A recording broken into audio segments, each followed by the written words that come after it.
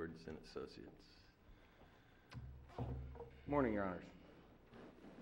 Steve Blunt on behalf of Dwight Brock, Clerk of the Collier County Circuit Court. At the outset, I'd like to reserve 5 minutes for rebuttal. Sure. Your Honors, there are several issues raised in this appeal, but I'd like to kind of cut to the chase and address them in a reverse order, address what I believe is the most important one first. As Your Honors are aware, this is an appeal of a final declaratory judgment determining the appropriate fee to be charged by the Clerk of Courts for providing copies of records, public records, under Chapter 119 and 2824 Florida statutes.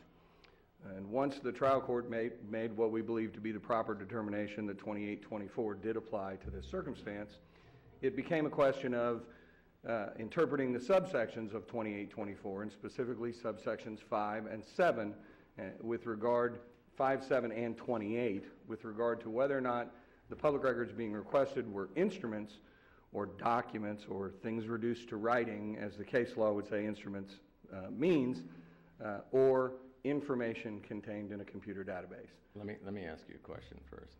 Does Chapter 119 not apply to your client? With regard to the access to non-judicial records and or judicial records, for that matter, 119 would apply with regard to access, and 119 does determine access, but 119.074 provides specifically that that's the aspect with regard to the charges, and it says that the charges in 119.074 only apply if there is not another fee prescribed by law. The trial court in this case properly determined that Section 2824 is that other fee prescribed by law, which applies to the enumerated services to be provided by the Clerk of Courts, including preparing the appellate record on appeal, recording documents, providing certifications of plats, and copying any instrument in the public record. But there's also a very little known provision that there's almost no case law about, or actually no case law about, subsection 28, that says that when the clerk provides copies of information contained in a computer database, it reverts back to 119 and says then the charges will be as set forth in 119. So really the meat of this matter is, are email written correspondence that were requested to be scanned and copied by the appellee, are those documents or instruments as set forth in subsections 5 and 7, or is that information contained in a computer database, as the appellee would argue? The appellee takes that argument one step further and would argue that instruments or documents cease being instruments or documents when a computer comes into play. So they say if the clerk stores it on a computer, then it's information contained in a computer database. If the clerk copies it through the use of a computer and stores it during that process, it ceases being an instrument and becomes information contained in a computer database. And if they produce the copy electronically on a disk, well, then now it's information contained on a computer database, and in any effect, Chapter 28 or the subsection 28 applies. If the court accepts that interpretation, as the trial court did with regard to these emails, then you've eviscerated 2824, because 2824 has numerous functions that are now done electronically and done within the computer.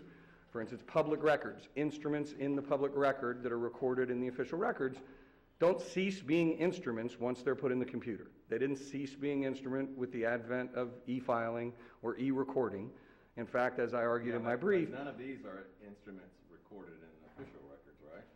This is an internal auditing manual and emails. None of those are recorded. That's true, Your Honor, but under the Wilkins decision, which interpreted 2824 subparens 5 and 7, which talked about instruments, the Wilkins court said that instruments are documents, not just official records. Instruments are anything reduced to writing. Documents, but aren't we getting, as I view Chapter 28 generally, and specifically 2824, I think of the items listed there are things that are specific to the clerk of circuit court duties. Recording things, taking documents that have been produced by third parties and holding them for safekeeping and for public notice purposes and so forth. I mean, that's a general description. I mean, there are specified duties. And if you look at the first sentence of the statute, the clerk of circuit court shall charge for services rendered manually or electronically by the clerk's office in recording documents and instruments and in performing other specified duties. And I think of that as duties specific to the clerk. Whereas Chapter 119 applies to government agencies generally, and certainly the clerk is one of those as well. And can a distinction be made between something that the clerk has taken and safeguarded or recorded because that's a specific legal duty of the clerk versus sending emails or produced an internal auditing manual that is really just a matter of his own internal business practice? Well, I would... How is that different from what any other agency might do? I would suggest, Your Honor, that the other specified duties is referring to the specified duties listed in paragraphs 1 through 28 of 2824. It lists the specified duties. But if you were going to make that distinction... No, I don't think so. And performing others... and shall if you charge for services rendered manually or electronically by the clerk's office in recording documents and instruments and in performing other specified duties. I would submit that specified duties refers to the duties of the clerk. The charge for services, that's the list of services. And among those services are specifically listed copying any instrument in the public record, not any instrument in the official record, not any instrument in the court record. So you say any public record? Any instrument in the public record, yes. Any public record? Well, it wouldn't, subparent 5 wouldn't... What of these would not have qualified, what at issue today would not have qualified under that definition? It's the clerk's contention that nothing at issue wouldn't qualify Right, under so you that mean definition. any Nothing public at record. issue in this case. Any public record. But for instance, a an sound instrument. recording would not be, a copy of a sound recording would not be an instrument in the public record as that instrument is, as that term instrument has been defined by controlling case law. Wilkins says that that term instrument, as used in that statute, Is not limited to what's recorded. And I fully agree with that. is an expansive definition and means anything reduced to writing. It's the clerk's contention that an email... Without limitation. Without limitation. Without limitation as to the copy service provided. A Post-it note, saying, let's have this meeting at 10 o'clock, I don't care what the county commission says. That's, you can charge $1 If that's a public record that's been preserved by the clerk for safekeeping and that's a document that is responsive. Like any But I other would agency. also point out, Your Honor, that the area of inquiry for this public records request were duties specific to the clerk. That is the clerk's audit function. The request was... No. The audit function is a duty. The creation of an internal manual to assist the clerk in his own business practices, there's no law that says he has to do that. Actually, I think it is required, although it hasn't been an issue in this appeal. I think it is required under the state's audit. It's a requirement of the audit of the clerk that they maintain that manual as part of their duties as audited annually by the outside auditors. So it is a requirement. But not by law. It's a part of the administrative code. But how does the clerk differ from any other agency in either of these respects? Because the legislature has mandated that the clerk charges these charges set forth in 2824 for these specified duties. Why do you And think with all due the respect... legislature would do that? I'm sorry, Your Honor? Why would the legislature do that? Because the clerk... Why would the legislature say, these things that about the clerk that are no different from what any other agency, any generic agency might create, the clerk gets to charge, multiples more than any other government agency. What would the reasoning for that be? I would suggest that what the clerk does and the clerk's specific role in the dual function of the clerk and the clerk's role as county recorder and the keeper of county documents, including county financial documents, puts them in a unique role. And I think that's... So any public record the clerk might have, they get to charge under Chapter 28 instead of 119. Well, it depends. If, for instance, under recent amendments to the Rules of Judicial Administration, court records are placed online and anyone can see them online and they can print the copy at home. Under that Yeah, but we under already that. know, we already know that the rule of judicial administration exists because this stuff does not govern the judicial branch under case law. Well, under Wilkins, this governs, the charging scheme in 2824 does not violate the principles of ACCI or the separation of the dual roles of the clerk. It's ACE. And in fact, if you go to, within the case law, one of the opinions, I believe it's Wilkins, cites the statute relative to the Supreme Court clerk charges and references the fact that instruments includes paper and other instruments. As it talks about the term, it talks about paper and other instruments. So what we're talking about is the clerk's in this unique role. Under the rule of judicial administration, for instance, if there was a document, say, filed in a court file, that's not recorded, it's filed in a court file. Correct. Certainly that would be a document or instrument subject to the clerk's rule. But a letter the clerk wrote to, I don't know, an air conditioning repair company because the air conditioning was out, that would be a public record, correct? Correct. Would that qualify as an instrument, say under this statute? What if your client had sent that? Yes, under the controlling case law of Wilkins. Your client sends a letter complaining that the air conditioning company's work was not very good or whatever, that he gets to charge $1 for that. Yes, Your Honor. There's no provision in 2824 or in the controlling case law of Wilkins that says that there's any distinction in those public records. Wilkins says that an instrument is anything reduced to writing. It's that expansive. And so if the Wilkins case... I think it can be. I think it certainly can be.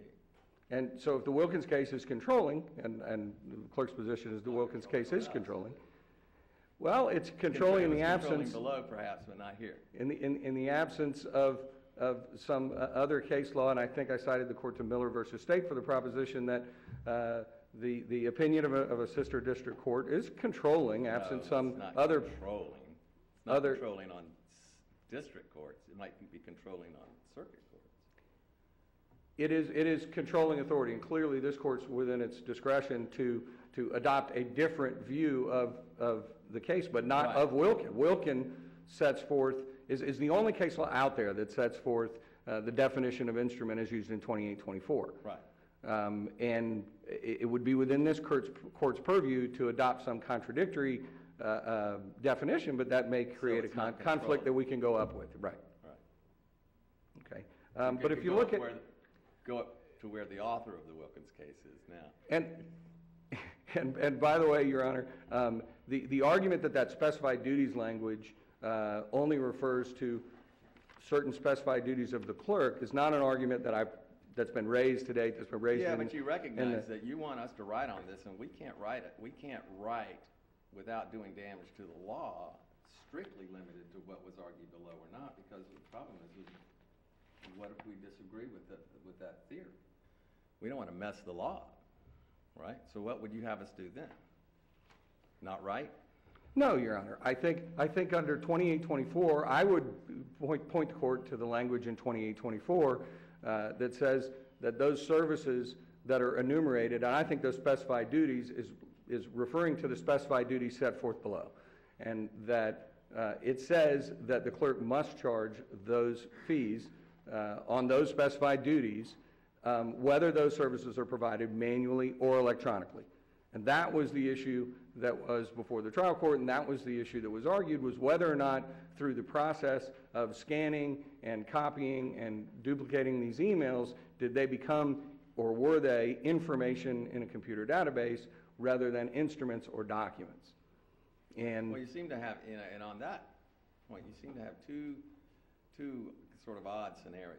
You have a book that is in physical form, and they could have said, we want copies of this, and that would be in like a Xerox, right? Or they want it electronically, but it doesn't already exist electronically, so you scan it, which is functionally the same thing as Xeroxing, only it outputs to a digital file instead of on paper. Okay, so I could see your argument that is copying a paper, and they argue, no, that's digital. On the other hand, you got emails that are already in digital form, and they want a digital version, but you print those out and then scan them.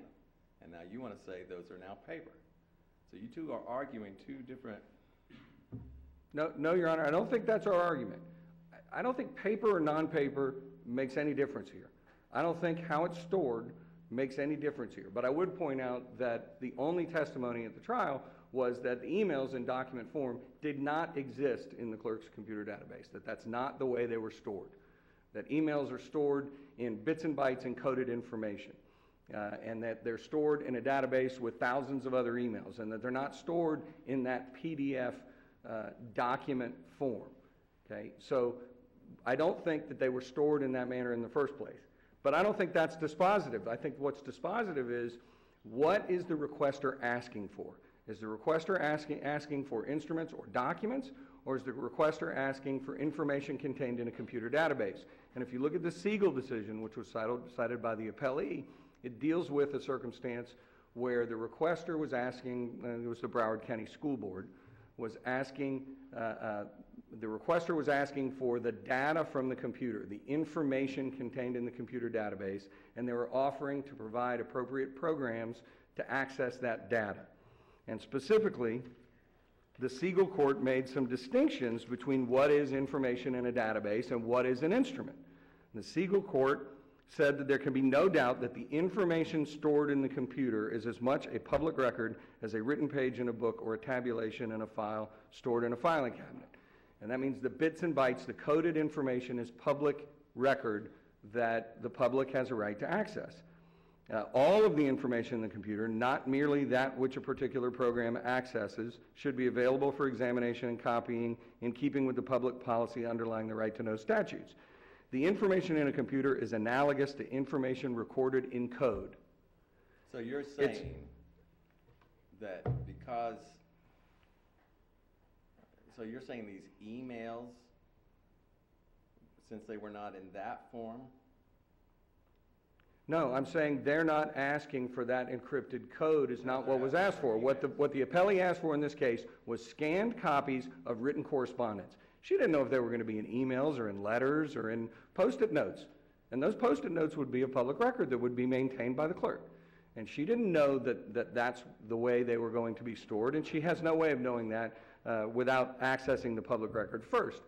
But when you look at the history of 2824 and the subparens 28 that was added back in 1994 relating to information contained in a computer database, the only legislative history we can find on it is that the legislature said this service is now being provided and there's no mechanism to tell the clerk what to charge. And that's why we're adding this. So you're saying that that term does not refer to like an email. It refers to raw bits of data. Yes, Your Honor. It refers to the information. But an instrument, otherwise, an instrument can be any piece of paper with writing on it, but that term stored in a computer database is a very limited term. Yes, Your Honor, because it refers to the coded information held in the computer, which it doesn't say that. Well, but as the Siegel court noted, when they talked about information contained in a computer database prior to the passage of subsection 28, what the Siegel court noted is that data can have a lot of value to it. Because it can be manipulated. Public. There's no question about it. So, for instance, the clerk would get requests for pictometry data that's held, aerial photography, right, GIS stuff, et cetera, GIS things, exactly, Your Honor. And that's what that information contained in a computer database was supposed to be addressing. And in 2013, that became very clear, because in 2013, remember, the legislature added the term to all these services rendered manually or electronically. They didn't make a distinction in if you were pressing the print button or the save button. If you're giving them a copy of an instrument in the public record, the fee is $1 per page by photographic process and $6 per page by non-photographic process. I've helped you use up all your rebuttal time, so you probably ought to sit down and I'll give you like 4 more minutes. All right, Your Honor. But in conclusion, Your Honor, the key to this is whether or not these emails are instruments or documents or information contained in a computer database at the end of the day. The trial court, despite the fact that these are writings, that they're produced in document form, that the appellee asked for them to be produced in scanned copy form, found that they were information contained in a computer database, despite the fact there was no evidence to that effect whatsoever in the record. Thank you, Your Honors. Thank you. Good morning, Your Honors. My name is Merritt Hanna. I'll be arguing for the appellees. My co-counsel, Giovanni Mesa. I have to say that I feel somewhat like Alice in Wonderland. I went down a rabbit hole. I don't know exactly how I got there. Not wholly unhappy to be there. Partially happy with the trial court's order, but pretty confused. Pretty confused with the way that I got there. I'd like to reserve 5 minutes for rebuttal before I go further. Contrary to the clerk's contention, the clerk statute doesn't apply here. Wilkin does not apply to this case. And it's clear from the opinion when you read it, the word court is sprinkled throughout the opinion. The clerk and his functions as a court body, as an arm of the judiciary. This is a body that is an agency under the law, and as such has a duty to the public to keep and hold documents. And the Constitution of Florida says specifically that the clerk wears two hats. One as the clerk of the court, a function of the court, and the other as a clerk for the Board of County Commissioners. I hate saying ex officio because I get caught up on that. But really, that duty is a ministerial duty and could be, under law, general or special, passed for an entirely different person to handle that. And if that was the case, we wouldn't be here today. It would clearly fall under 119. We'd be addressing the charges at 15 cents a page, and there would be no issue in front of this court. So I think that's a big key for the court to look at, that we should stay focused on the Board of County Commissioners. We shouldn't get involved or bogged down in legislative history when we don't need to. It's plain, it's clear on its face, it's 119, it's a public record, it's 15 cents. But the distinction between the clerk's court duties, judicial branch duties, and other duties doesn't really encompass the court's duties as the official recorder for the county.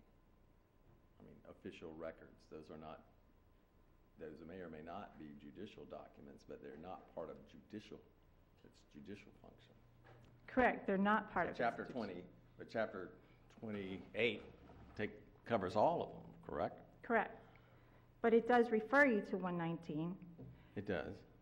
So how do we differentiate between what is a Chapter 28 public records function and a Chapter 119 public records function? I think is the issue. Well, I think, again, you have to look at the genesis of the issue. Where does this begin? With the Board of County Commissioners, and it's an agency. I think it's pretty clear that as an agency, it's subject to 119, and therefore you have to switch over to that statute and address the charges under that statute. I don't think, I failed to see the court's logic when I first read the opinion. I wanted to think it was a good opinion. I wanted to believe what the court said. However, as I went further on, I couldn't rationalize. What you're suggesting is that this is really a public records request directed to the county commission. Correct. And if and those the clerk records, is the one who is the keeper of the county commission documents. Exactly. If those records, which they could under the law, be placed in a separate place, they could be housed in a different body. However, for purposes of convenience and because the clerk's set up to do that, to handle that situation, they just so happen to be within the clerk's confines. And the Wilkin decision, which expansively defined instruments, is just inapplicable to this situation. And there's no need to follow that rationale under this situation. It's not an instrument, although it is, I would say, a legal document to the extent that it was created for some purpose to guide people. It's a public document. It's a public document. It's an internal business. But it's not your typical legal document. It's not a description of property. It's not a mortgage. It's simply public records that are created by a county agency. So to foist this unnecessary moniker onto these records just adds an additional cost that doesn't need to be there. And I would also submit that it would make it impossible for the clerk's office to have to determine every time, go through the analysis, is this a public record or is this a, where are we? I think it's pretty clear. When it's Board of County Commissioners, it's a public record. When it's clerks functioning as a role of judiciary, then it falls within the clerk statute and the higher fees apply.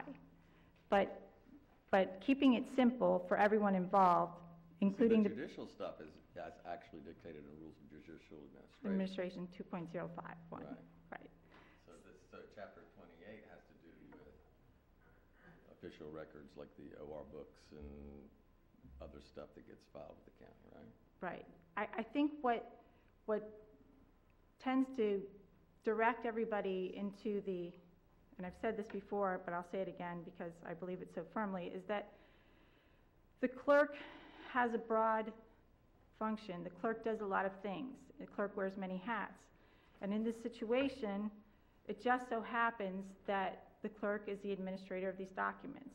By happenstance, perhaps, or by the Constitution, which could be happenstance, the clerk gets to control what is given. And what I'd also like to point out, and I think it's important for the court to take note, is that the clerk's policy now, which was posted on February 16th, seems to be, to me, in accordance with everything that we've submitted in our cross-appeal.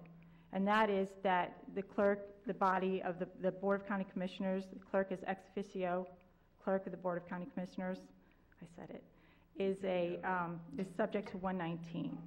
And if you look at that policy, I think that'll be pretty telling in your review to reach the conclusion in this case. What I'd also like to point out is that this whole discussion of information, the raw data that's put forth, frankly, it's beyond me. And I don't think that a clerk or somebody who's making these decisions every day should have to go through and figure out, well, is this email actually raw data? Do we have to actually go through this analysis before we present and how we figure out how we're going to compile these charges? I think that it's pretty clear the legislature meant that an email is an email. I think that it's pretty clear in practice, for everyone to go along their daily business and formulate a plan based on what you rationally understand something to mean, as opposed to being forced to resort to legislative history or analysis and figure out what raw data is, what metadata is, what information is contained in a computer database, outside of the fact that we push Control-Save, we save a document on our computer. Can we burn it to a disk? If we can, it's easy, there's no paper involved. But if we can't, then the additional charges would kick in. The sticking point, and Your Honor had addressed this issue, was the scanned document, and you had mentioned functional equivalent to a copy. Yes, it is. However, that's not what the court found in this case, and that's not what was presented below. What happened was that the clerk took it upon itself to create these extra documents, and Ms. Edwards had no control over that. So to now say that she requested something, and by virtue of her request that went unclarified, she's required to pay an additional fee, would be onerous, and I'm sure the legislature never intended that. Unfortunately, I have no case law to direct you to that point. Well, I mean, she did say, you know, I request a scanned copy of. However, it seems to me that what was going on here, somebody could have picked up the phone.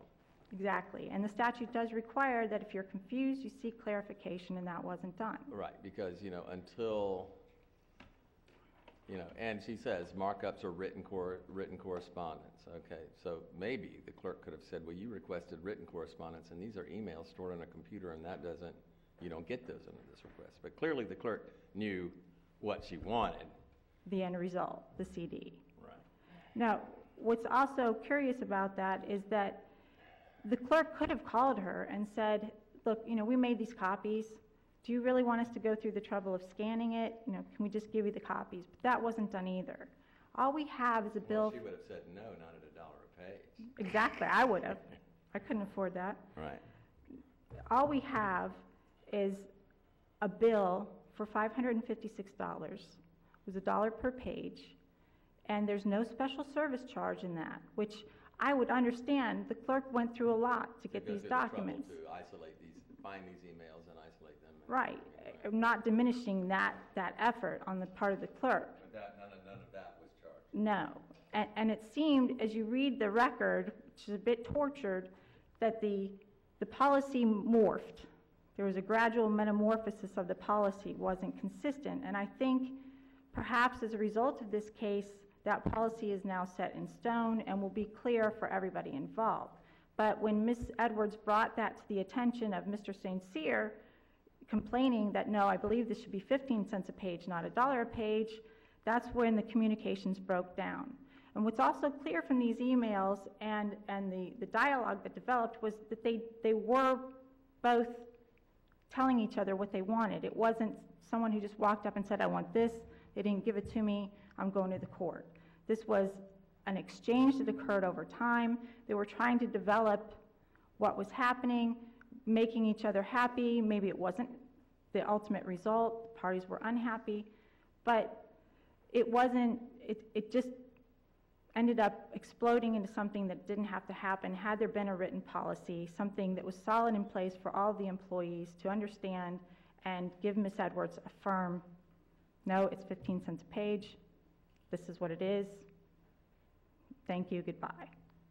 But unfortunately that didn't happen, and here we are today. Should the court decide to affirm the lower court's order, we take no issue with the charges for the emails, obviously. If you want records and you don't have to pay for them, that's great. Pay for the CD, acknowledged. However, the fact that Ms. Edwards would be required to pay $556 for a manual that doesn't cost that much to create in and of itself is outrageous, and the statutes don't allow for a windfall. The law does not allow for the clerk to have a windfall, and I'd submit to you that that would create a windfall to the clerk, absent some evidence of what it actually cost the clerk to get to that point. If they would have taken a clerk's salary and... But again, that didn't include Right. service charge. That was just calculated on a $1 per page. on the face, $1 per page. And I'd ask this court to reverse the lower court order and to require the lower court to stick with 119, to stick with the policy, to stick with something that everyone can understand, that everyone who seeks public records and wants access to public records will be easy and able to follow. Thank you. Thank you.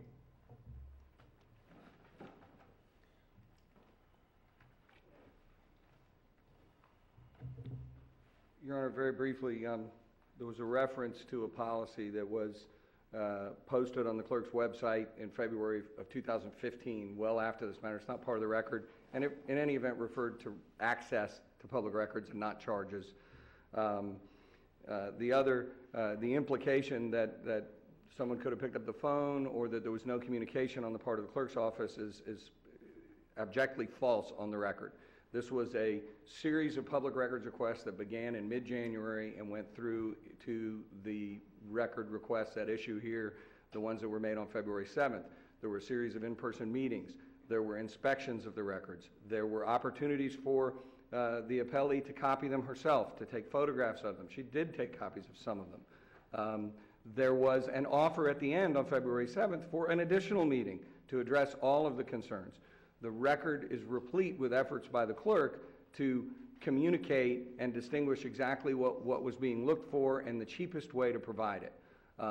And the record was also replete with, through those requests, the appellee being very specific. I would think the cheapest way to provide the emails would not be printing them out and then scanning them.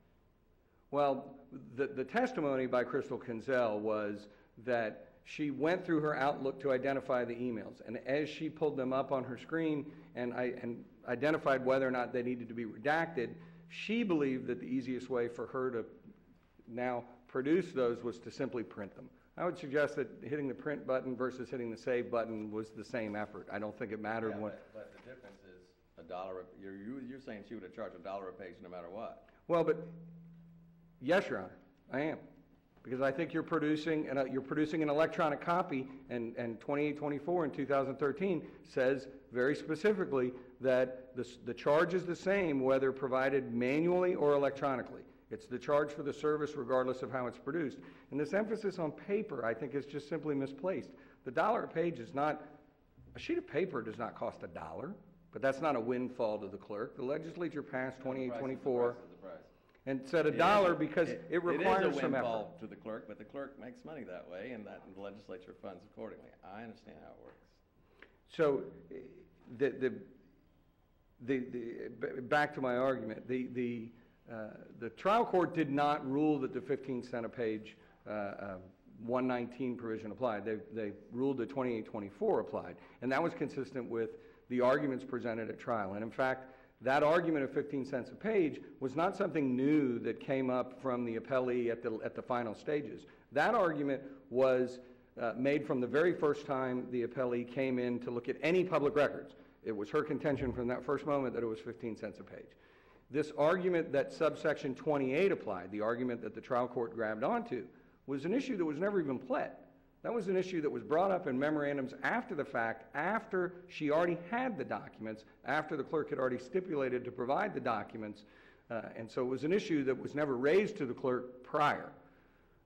If that issue had been raised to the clerk prior, presumably the clerk would have assessed that legal argument at that time prior to giving the documents, but that didn't happen. So if there was any... Well, wait, let's come back.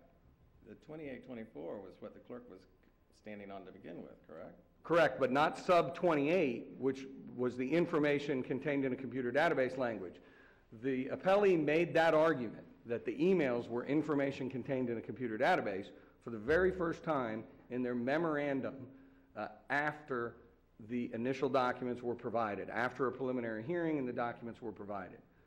That argument is not in their pleadings, was never pled, was sort of a document that was born, or an argument that was born after the fact, after the documents had been produced. So that was not the nature. In other words, before the documents were produced, nobody was claiming that she was looking for information contained in a computer database. It was after the lawyers got involved and after there was an initial hearing and after the documents were produced that somebody said, aha, there's this obscure subsection 28 of 2824 that says for information contained in a computer database, we go back to 119. And that's how that argument was developed over time. That was not the argument initially. But if 2824 applies, the plain language of 2824 requires that all instruments, which again have been defined as anything reduced to writing, are at $1 a page for copies made by photographic process. And by non-photographic process, it would be more. So to imply that the trial court made the argument that somehow non-photographic process was less cumbersome. If that's what the legislature had intended, then non-photographic process wouldn't be more expensive than photographic process. Subsections 5 and 7 set forth the copy charges for instruments by photographic or non-photographic process, and non-photographic process is more expensive. So that rationale simply doesn't fly. We'd ask the court to reverse the trial court's ruling with regard to the emails, that they are instruments or documents reduced to writing, and that they're subject to the charges of 2824 sub 5. Thank you, Your Honor. Very much. Another interesting case. Boy. I simply have Oh, you still have a rebuttal. I'm sorry. few points, sorry. I know you want to go. Never mind. I No, go ahead. I understand. I simply want to say that my client is a journalist, and the clerk is aware of this fact when she came in. She had requested an interview with the clerk regarding these home audits. Now, what's particularly important about that is that under the statute, motivations are irrelevant, but the clerk was aware of what she was doing, and actually she put forth several interview questions within one of these emails. So this record isn't something that, I forget exactly how opposing counsel characterized it, but it's not something that the clerk was ambushed and had no idea what was going on. Right. But, you know, I understand that, and obviously there was some back and forth about, you know, some suggestion that somehow the clerk was angry at the website and so forth and so on. But really, this all comes down, I think, to a matter of statutory interpretation. And the statutes Whatever are the plain on their motives were. face. Right, I'm sorry? I would submit the statutes are plain, and there's no need to get into all of this Right. other stuff and mess with everybody's head. Let's keep it simple and, Play nice. exactly. Thank you, Your Honors. Thank you. We'd ask that you reverse the lower court's ruling and remand. Thank you. Good job.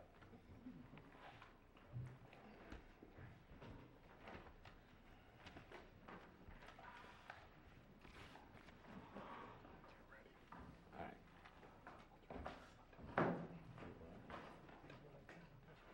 Because I'm behind you all the way, buddy. Our next case